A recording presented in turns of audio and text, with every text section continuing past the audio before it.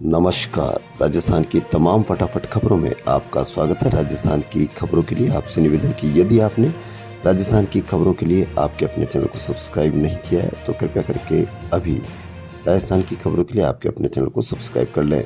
तो बढ़ते हैं आज की बड़ी खबर की ओर, जो सोनिया गांधी और राहुल गांधी से आ रही है। जी हाँ, राजस्थान में कांग्रेस मिशन 25 के लिए कांग्रेस की तरफ से पहली बड़ी जनसभा आज जयपुर में होगी।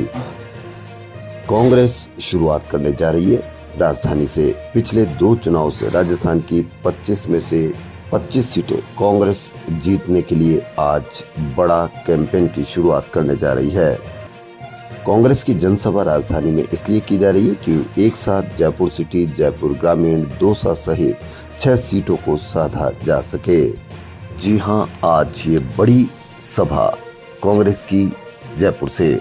कांग्रेस ने कल घोषणा पत्र यानी उसको जो न्याय पत्र का नाम दिया है उसको जारी कर दिया है। इसमें 5 न्याय, किसान, महिला, युवा, श्रमिक हिस्सेदारी और 25 गारंटियों पर जोर दिया गया है। दिहाड़ी मजदूरों के लिए भी बहुत बड़ी बात कही गई है। दिहाड़ी मजदूरों के लिए कम से कम 400 रुपए की प्रतिदिन की हाजिरी उनको दिहाड़ी देने की बात कही गई है। गरीब महिलाओं को सालाना 1 लाख रुपए सालाना देने की भी बात कही गई है। जातीय जनगणना और एमएसपी को कानून बनाने जैसे बड़े वादे किए गए हैं। कांग्रेस ने घोषणा पत्र में 10 विषय आधारित 344 वादे किए गए हैं। 45 पेज के घोषणा पत्र में इलेक्टोरल बॉन्ड, जो सबसे बड़ा मुद्दा रहा, भाजपा के लिए सिरदर्द रहा, उस बॉन्ड घोटाले को सार्वजनिक संपत्ति बेचने, पीएम केयर्स घोटाले की जांच कराने की भी बात कही गई है। वहीं 10वीं अनुसूची में संशोधन का वादा किया गया है। इसमें दल बदल पर विधायक और सांसद स्वतः अयोग्य हो जाएंगे। जमानत के कानून बनाने की भी बात कही गई है। न्याय पत्र में जम्मू कश्मीर का पूर्ण राज्य का दर्जा तुरंत बहाल करने का वादा भी किया गया है। वहीं कांग्रेस ने वादा किया जो राजस्थान में 25 लाख रुपए की हेल्थ इंश्योरेंस जो गारंटी योजना थी वह पूरे देश में लागू की जाएगी। 25 लाख रुपए का हेल्थ इंश्योरेंस दिया जाएगा। वहीं अग्निपथ योजना को खत्म किया जाएगा, क्योंकि अग्निपथ योजना युवाओं में एक भारी आक्रोश है उस योजना को लेकर। वहीं स्टार्टअप के लिए फंड भी दिलाएंगे। 5 मुख्य वर्गों के लिए कई अहम घोषणाएं की गई है। सर्वाधिक 25 वादे युवाओं के लिए किए गए हैं। में प्रधानमंत्री नरेंद्र मोदी ने शुक्रवार को शेखावटी की पहली चुनावी सभा की। कांग्रेस के साथ साथ इंडिया गठबंधन पर भी जमकर हमला बोला और वही पुराने अंदाज में राम मंदिर को काल्पनिक बताया, ये कांग्रेस पर उन्होंने आरोप लगाया। मोदी ने आगे कहा कि राम मंदिर की चर्चा निकले तो मुंह पर ताला लगा लेना। उनको लगने लगा, यानी इंडिया गठबंधन को लगने लगा कि राम का नाम लिया तो पता नहीं कब राम राम हो जाए। हमारी आस्था का अपमान देश सह नहीं सकता है।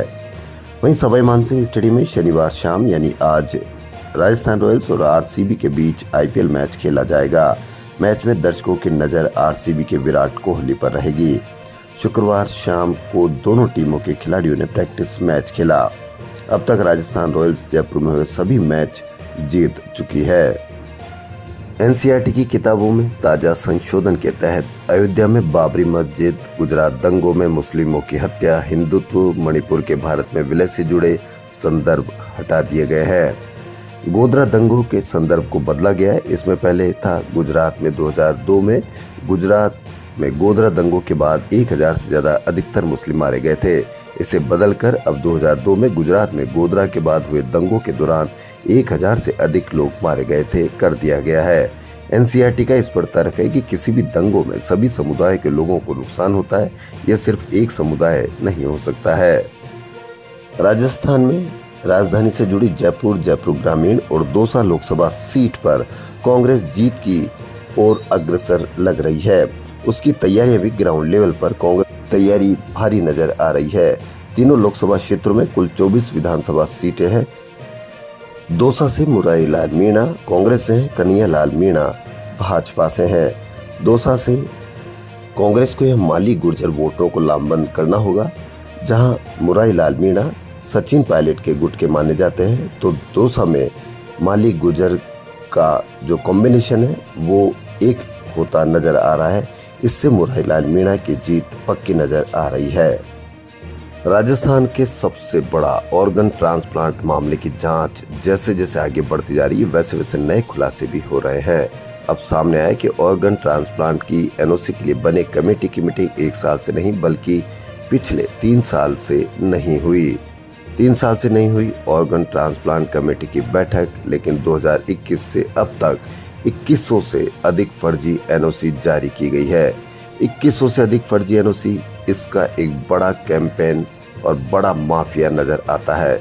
इस पर आप अवश्य नजर रखें। अब देखना यह है कि कितनी जल्दी इस फर्जी एनओसी की जांच होगी। जयपुर शहर में आज यातायात एक विशेष रहेगा, क्योंकि जयपुर के विद्याधर नगर स्टेडियम में सुबह कांग्रेस की बड़ी सभा होगी और शाम को एसएमएस स्टेडियम में आईपीएल मैच आयोजित होगा। इसलिए दिन भर शहर का यातायात एक अलग तरीके से चलेगा। जयपुर से अब 1 जून के बाद हवाई यात्रा महंगी होने जा रही है। ऐसा इसलिए क्योंकि जयपुर एयरपोर्ट प्रशासन निजीकरण के करीब हवाई यात्रियों पर बड़ा बोझ डालने की तैयारी में है। अडानी समूह द्वारा यूजर डेवलपमेंट फीस यानी यूडीएफ को दोगुना किया जा रहा है।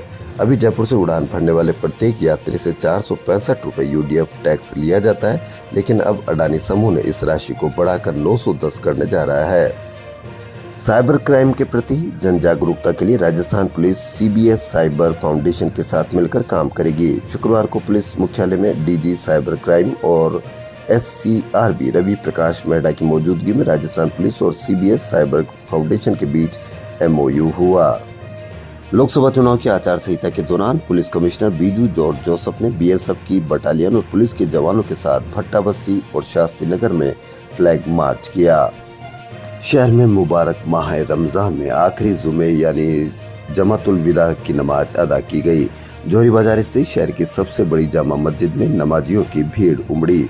इंतजामिया कमेटी जामा मस्जिद के सदर मोहम्मद ताहिर आज़ाद ने कहा कि मुफ्ती अमजद अली की मौजूदगी में अजाने अव्वल, खिताब और बयानात सुन्नतों की अदायगी, अजाने सानी खुतबा नमाज, दुआ सुन्नतों और नफलों की अदायगी हुई। राजस्थान रॉयल्स टीम सुरसिंहपुरा गांव के दौरे पर पहुंची। खिलाड़ियों ने ग्रामीण परिवेश में दाल बाटी और छाछ बनाना सीखा। करीब 1.5 घंटे तक ग्रामीणों के साथ रहे। यहाँ घटते भूजल स्तर को लेकर महिलाओं से जल संरक्षण के बारे में बातचीत की। जल संकट से निपटने के लिए लोगों को फोम पोंड बनाकर बारिश का पानी सहेजने के लिए प्रेरित किया। इस दौरान उन्होंने ग्रामीण महिलाओं से दैनिक जीवनचर्या के बारे में भी बातचीत की। खिलाड़ियों ने ग्रामीणों के रहन सहन और शिक्षा को लेकर भी विस्तार से चर्चा की। गांव में कप्तान संजू सैमसन के नेतृत्व में युजवेंद्र चहल, ट्रेंट बाउल्ट, यशस्वी जायसवाल, ध्रुव जुरेल, रियान पराग जैसे स्टार खिलाड़ियों के साथ टीम सदस्यों ने दाल बाटी, बाजरे की रोटी और छाछ बनाना सीखा। पश्चिमी विक्षोभ सक्रिय होने से राजस्थान में अभी भीषण गर्मी का दौर शुरू नहीं हो पाया है।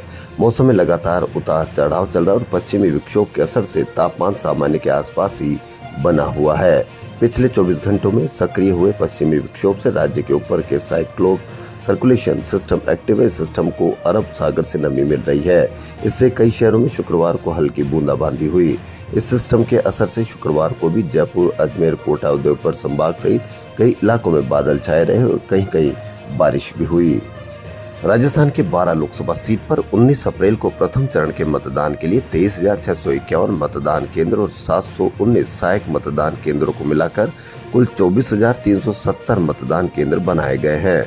मतदान के बाद यहां सेल्फी लेकर सीओ राजस्थान की वेबसाइट पर पोस्ट करने पर सर्टिफिकेट दिया जाएगा। बेस्ट सेल्फी को सम्मानित भी किया जाएगा। साथ ही सुबह 7 से 10 बजे तक हैप्पी आवर्स में मतदान करने वालों का पौधरोपण करवाकर सम्मानित भी किया जाएगा। नवविवाहित वर वधू द्वारा मतदान कर सेल्फी अपलोड करने पर सर्टिफिकेट मिलेगा।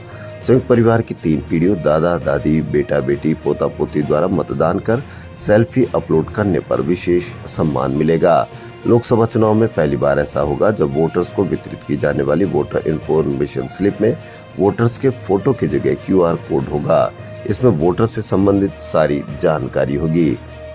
इसमें मतदाता का नाम, उसके पिता पति का नाम, मतदान केंद्र का नाम और मतदाता का सरल क्रमांक भी दर्ज होगा। तो तैयार रहिए पहले चरण के 19 अप्रैल को मतदान करने के लिए। तो राजस्थान की खबरों में फिलहाल इतना ही। यदि आपको राजस्थान की खबरें पसंद आ रही है तो लाइक, सब्सक्राइब और शेयर अवश्य करें। धन्यवाद।